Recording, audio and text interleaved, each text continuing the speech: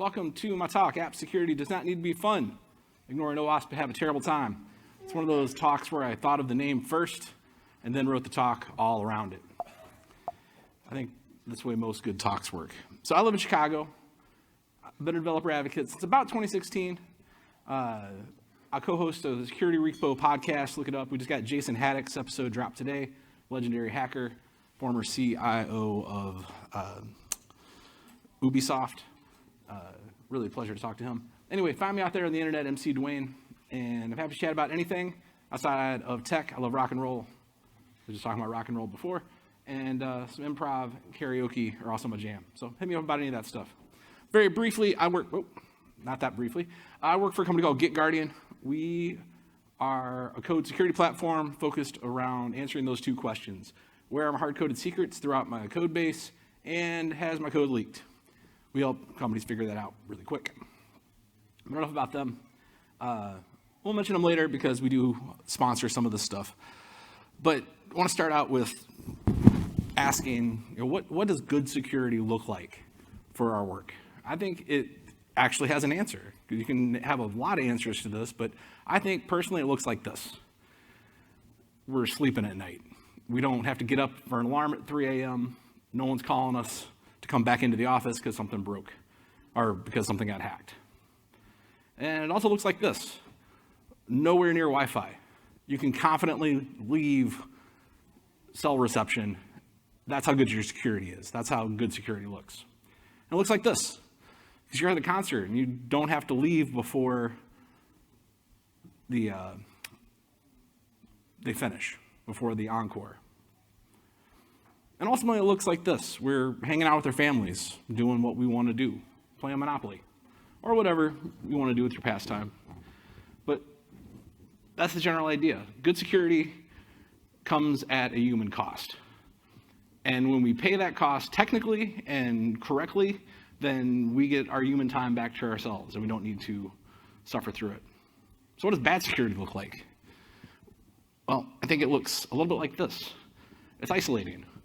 I don't know if you've ever read anything and then start staring out the window because, wow, I don't know who to talk to about this. I've been there. Absence of reason produces monsters, or the sleep of reason produces monsters. One of our famous sketchings in the world. Because we hear about these things like ChatGPT or these new CVEs and new vulnerabilities, and wow, does that affect me? And now you're imagining all the scenarios where it's going to be Log4j again. And honestly, security is really boring sometimes. If I have to read another 90-page PDF about anything, I'm probably just going to fall asleep. So Tolstoy said it very well in Anna Karenina. All happy families look alike, but all unhappy families are unhappy in their own way. And I think that is true of companies as well. Because, okay, the biggest family of all, everybody running Log4Shell out there, or Log4j, and get hit by the CVE. That's a fun name, by the way. CVE 2021-44-22-8. It's very symmetrical. But yeah, hit everybody. Maybe some story you haven't heard about. Another unhappy family, Uber. They had a super admin get phished. We got in there. This is a 19-year-old kid from the Lapsus group. Got into Uber, found PowerShell scripts full of passwords, and pwned them and taunted them in their own Slack, and even taunted HackerOne. They didn't believe him, so he went to the New York Times. That's all we know about the story. Circle CI, anybody affected by this earlier this year? Yep, so you know the story. Basically, third party, or an external developer gets hacked. They inject some malware starts stealing credentials, then exfiltrates those credentials, and then they use those credentials to get into customer accounts. Fun fact, the same day that they announced this, a independent security researcher said, hey, my honey tokens went off. Something's going on with Circle CI. Within like 2 hours of this, them making a formal announcement on January 4th. So, security is important, but security teams are way outnumbered. Alex Rice said back at Security 2022, it's about 100 to 1 in your best of organizations. If your organization is smaller than 100, it's probably less than that, but the same general ratio. I've seen companies where it's as low as like 10 developers to every one security person. That's a company that's throwing people at the problem. Because in DevSecOps, because we're here to talk about DevOps and GitOps and CD, but DevSecOps says, hey, security should be everywhere. We're going to shift left, which means we're going to spread out our security through every stage. That's what shift left was supposed to mean. I have a whole other talk about that, how we kind of misinterpreted that. And this is what a lot of companies interpreted that previous picture to mean. Let's just give everybody a security hat. And now, congratulations, DevOps team, you are now the security team. Congratulations, developer, you're now a security developer. And how do security people spend their days? Well, they spend their days catching up on CVE after CVE, after NIST. We're just in NIST 2.0, just got released, by the way. And we read PDF after PDF after PDF after PDF after PDF, and we know about all of these threats. And if you're new to security, or even if you've been doing security a while, it feels like you're the Red Queen, or you're Alice chasing the Red Queen, where we have to run twice as fast as we currently are to get anywhere. Run just as fast as you are to stay where you're at. And about now, if you're like, okay, you just told me a bunch of horror stories, yes, security is on my mind, you're making it worse. I got some good news for you. There's been a group around for 20 years called OWASP that his entire mission is to help you be safe and to help you stay sane out there. Because OWASP is not just a tool, it's a community, the same way that, well, we're a community here at this event.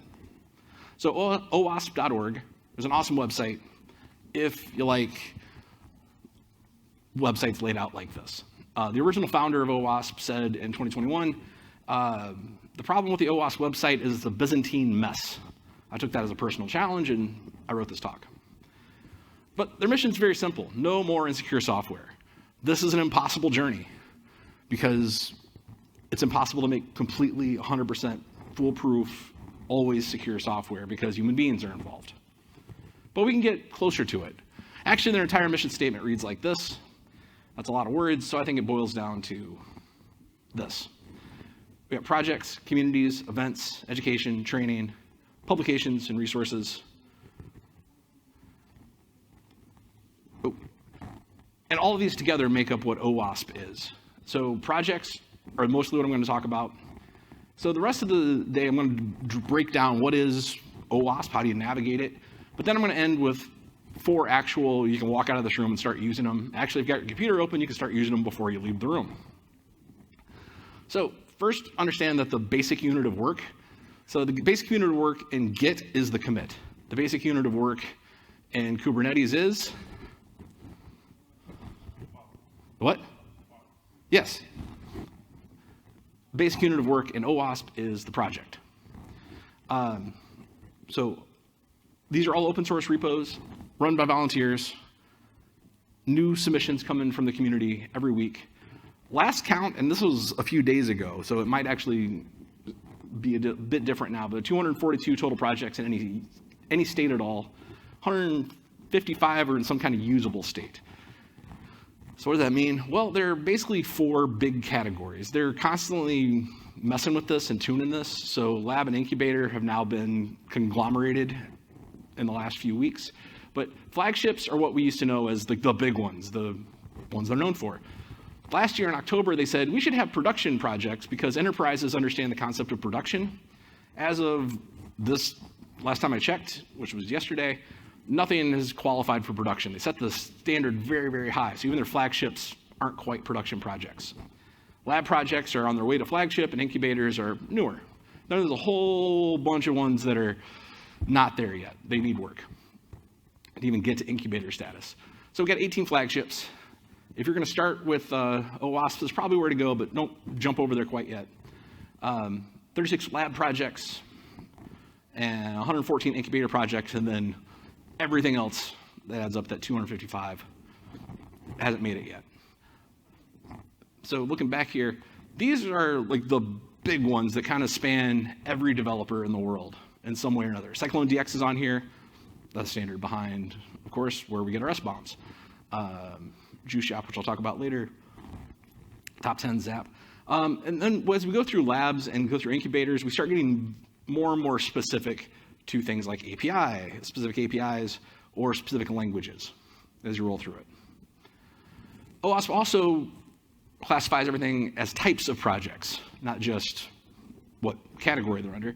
But so 109 code projects, 80 documentation projects, 4 other. What are those other projects? Well, one's a podcast. So they realized a few years ago, this is really a lot to go through from a list view and try to figure out on your own. So they said, what if we mapped everything to the software development lifecycle?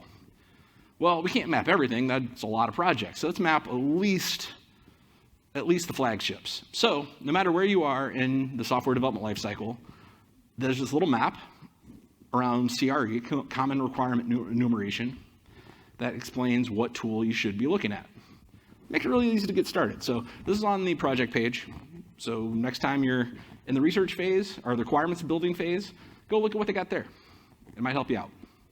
So you might be thinking, well, what's a CRE, like a Common Requirement Enumeration? Well, that's a project unto itself. OpenCRE said there's too many numbers. There's too many things to keep track of. Too many CWEs, CVEs, NIST. There are too many. Let's just combine it into one number, and there you go. So you can go over to that project and check out exactly how all the things map together. OWASP is also a community. And you might be thinking, okay, that's cool with projects and all, but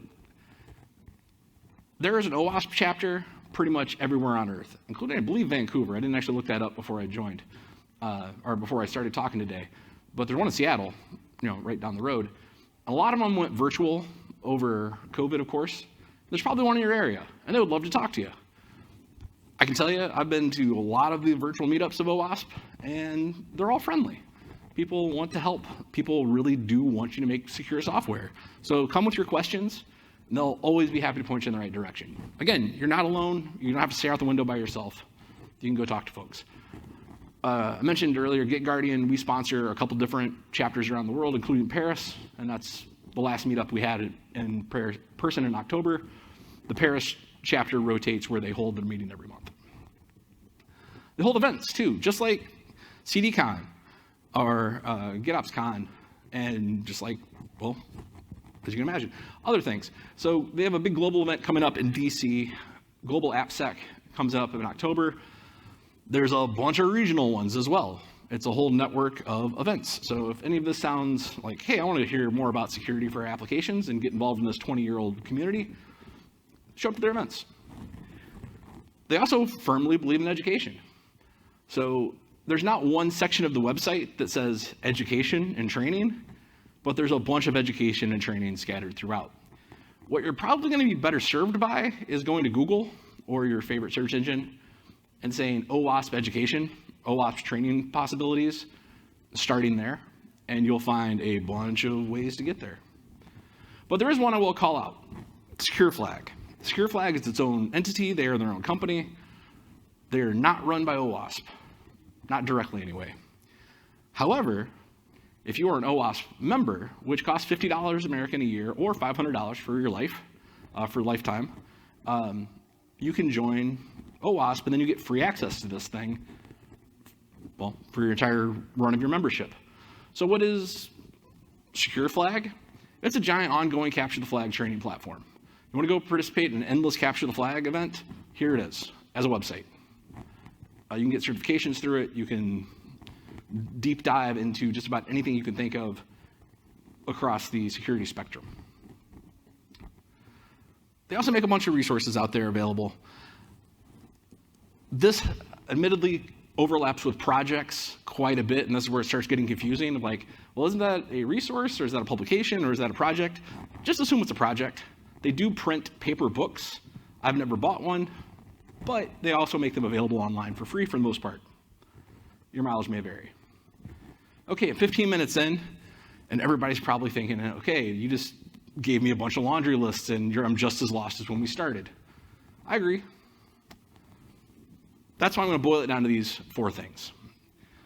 If you are working in tech at all, which I assume everyone in this room is and everyone watching at home is, then the first one is for you. If you want to start learning more about general security around pretty much any topic and move toward a more secure space, then the first 2 are for you. If you're building applications and want to see how not to do it, or have an example of something you can attack and start like tearing apart to understand how to build insecure software, then the first 3 are for you. And if you want to actually attack things, if you actually want to go red team, red teaming is the art of pen testing, of actually attacking things and figuring out where the vulnerabilities lay, then all of these are for you. But I might surprise you. You might get to the end and be like, oh, I didn't even know that was a possibility. So let's talk about the top 10s first. First off, who is familiar with the OWASP top 10? About half the room. Good. Everyone should be familiar, I believe. OWASP set out a mission years ago to say, what are the most common vulnerabilities people should be paying attention to? Let's compile all that into one easy to manage list. And they did. In 2021, they came out with the newest version. They updated every 3 to 7 years. I'm not making that up. Go look at how often they release. That's how often they have this conversation. And it breaks down all of this in great detail, explains where they got these numbers, what CWEs it matches, very importantly, overview and how to prevent. So if you're thinking, how do I make my application more secure? How can I make the security team like me more? Not that anyone's goal in life is to make the security team like you, but if you want to get on their good side, bring up like, hey, I was reading the top 10 list and I want to like make our app more secure by adding this feature. I want to make sure we harden this thing based on what I read in the top 10. They would love to have that conversation with you. I promise you. Your security team will love that conversation. And they'll help you out. Surprise, there's not just one top 10 list anymore. There used to be, but now there are 17. 13 are in some kind of a usable state. I say usable state because some of these are just blank profiles that have nothing there yet. One of the newer ones is one I think everyone in this room should probably be familiar with, or at least should be on your radar now, is the Kubernetes. 2022. There are like 4 people that work on this. They desperately need more input and help. So if you're a Kubernetes captain out there, or you want to move toward that in your life, this is probably a good way to get some something for your resume, is to help have this conversation with them. They even have a 0 for getting started with the thing. But we're not going to go climb through that today. That's for you to do. But yeah, mobile security, control F. There we go. CI/CD security, same thing. Insufficient flow control mechanisms, poison pipeline execution, insufficient PBAC. So yeah, it gets updated from time to time. If your concerns aren't on this list, again, do a pull request. Go have that conversation out in the Slack. There we go. So that is, everyone on Earth should be familiar with at least that. Next up, cheat sheets. You want to sound smart real fast about technology? Cheat sheets are for you. cheatsheetseries.owasp.org. Pick a topic. There are dozens and dozens, and there's a full breakdown on the concept, a bunch of great graphics you can steal, and, well, everything you need to know from a high level of how to approach it from a security perspective. So if your CIO ever walks in and says, what do we know about security with Kubernetes? You can frantically Google this and start reading off facts. If you do that in person, that's going to be weird, but if you do it on a video call, you sound pretty smart, and you're not going to be wrong. The GOATs, the greatest of all time, maybe. Who here is familiar with WebGoat? Cool, we got two hands, awesome. OWASP said, hey, what if we built specifically insecure applications that are easy to tell that they're broken? So they started doing that. WebGoat, NodeGoat, wrong secrets is a particular place in my heart because it shows you how not to do secrets management. How to do it wrong, there it is. PyGoat, ChainGoat, Laravel Goat, depending on what goat you want. But these all pair in comparison to the true greatest of all time, Juice Shop. I can feel my machine getting warm because it's running in the background. Juice Shop is, well, a juice shop. It is extremely well documented, bug-free. They're very proud that it's the bug-free application that is completely insecure. They're on version 14 right now. If you watch another video based on this video, go find this presentation. from last year. It is amazing. He walks through what you can do with it, because you're thinking, okay, so it's an application. I can go like look at the code. Sure, it's open source, but I'll just give it away. If you go to /scoreboard, score-board,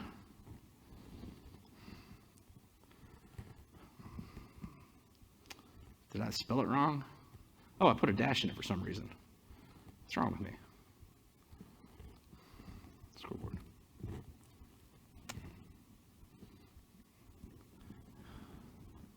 Scoreboard. Okay. Why? I guess it needed the hashtag on there. Anyway, there we go. Score dashboard. I was right. There's also, you can get to it from the side menu. I was trying to URL manipulate, and I don't know why. It's hard to type because I'm in a weird angle up here. Anyway, what you're looking at is a full-blown training series on how to start attacking websites with full instructions buried in here. That's one of the goals, is to find the tutorials and help you along the way. Finding the scoreboard is actually one of the first things. But like, you can do things like bully the chatbot. Any of you ever bullied a chatbot in real life? Do you know that there are people doing that constantly? Yes. Once you figure out it's a AI, just keep asking for that discount, because it's trained to not let you go unhappy. So eventually we'll give up. Most of them will.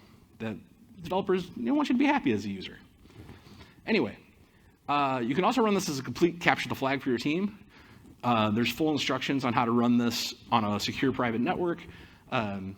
This is an amazingly well-documented project. Again, that video will put you on the right path on how to leverage it for your teams. So we talked about top 10 cheat sheets, goats, and now Zap. Zap, the Z-Attack proxy, the most dangerous thing they make. Who here has ever run Zap? Nobody. I talk at a lot of security conferences, and normally it's more people than that. But Z-Attack proxy, well, is an attack tool. It goes through and tries to brute force its way in. It tries to cross-site script. It tries to do all sorts of nefarious things. Do not run Zap against things you don't own or have explicit permission to use against. One of the things you can own and attack is Juice Shop. This is fairly new to Zap, as the HUD mode. So it's a hover over display mode. I don't think the U stands for over, but I don't remember what it stands for. I'm running out of time. So you can click on things and then go look at, I forgot to make it full screen. And go look and say, all right, here's exactly what just happened.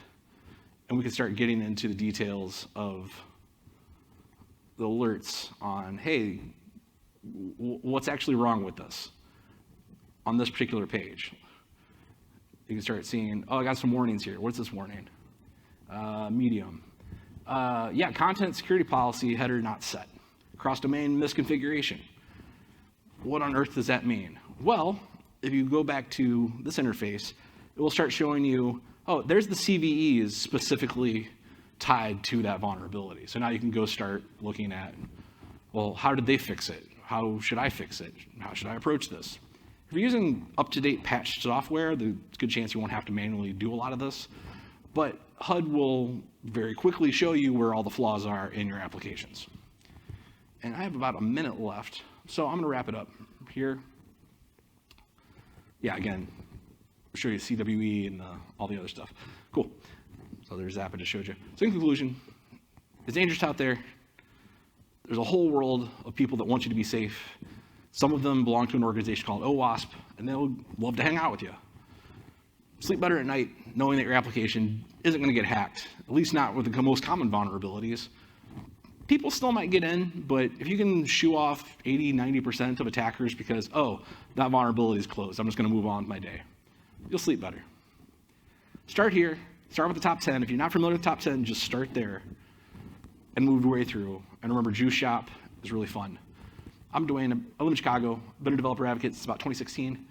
Find me on the internet at MC Dwayne, and I'm happy to talk about anything outside of tech as well.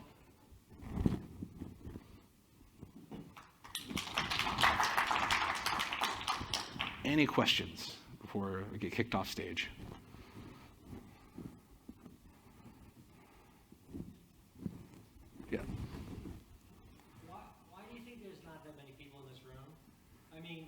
is it a matter of security not getting enough? I mean, there's a handful of those. But like there's other rooms that might be more. To me, is it a cultural thing? Is it or do you have a different view on it? I think it's a matter of two things, honestly. One, it's right after lunch on the last day of the conference. That actually factors into it, realistically. Two, security. One of my favorite sayings I heard in the last year was, most developers don't think about security last because they're not thinking about security. And I think that's kind of the mindset of a lot of the world of like, well, security is something that gets handled by other people. It will get added into the mix. So for those of all here, I'm really appreciative that you're here and learning about this. The other thing I think factors into it is, what on earth is OWASP? Like, sure, my talk title is alluring, obviously you're here, but that's like unfortunately the silo it's fallen into is like, OWASP is that thing over there that I heard about. That was, excuse the expression, but that was my dad's security org. I'm all about the new stuff now. What can they offer me? And I think they're a victim a little bit as an organization of what the original founder said. They became a Byzantine mess. Like all the projects that are democracy pulling in different directions. Like I said, the people working on the Kubernetes top 10, there's like 3 people. As why there are not more people in this room? Well, honestly, there's a lot of really great talks at this thing. And if you're here to further your skills in building GitOps, yeah, maybe in a different room. So. I think your point you made just there about only 3 people working on the top 10 of all the builds of Kubernetes states, that's a statement that is where I think in different contexts. Less so about the people in this room, but more so about yeah. I don't have a good answer there, man, but that's a good question. Anybody else? I'll throw these slides on my Twitter and a Mastodon later today, if you're a Mastodon social person. So MC Dwayne at Mastodon Social. And that, I will give up the room. So thank you very much.